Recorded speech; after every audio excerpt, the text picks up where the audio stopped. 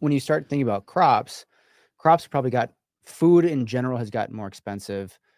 And this is just my opinion. I don't know if this is factually correct or not, but when you think about crops, the amount of land that we have to produce those crops is significantly less than it was 20 years ago. Shrunk. We're also importing a lot of it as Yep. well versus Yep. 20 years ago. More of it today Mm. than we were 20 years ago.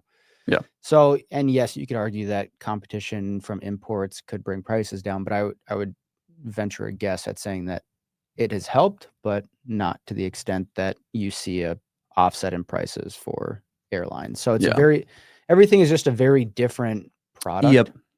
And so I think agriculture has gone up significantly, Yep. probably somewhat in line with that 50%, if not a little bit more, I would guess. Yep.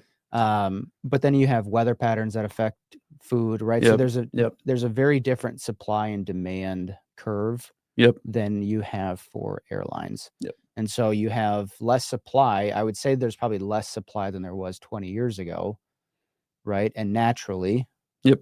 it causes higher prices. Yep. Right? Your Yep. supply, your Yep. demand has the price point has to meet the supply and demand, and that's kind of what you're getting in the agriculture versus the biggest input for the ticket cost for planes is probably Is going to be the Yeah. oil and Yeah. oil and gas. Yeah.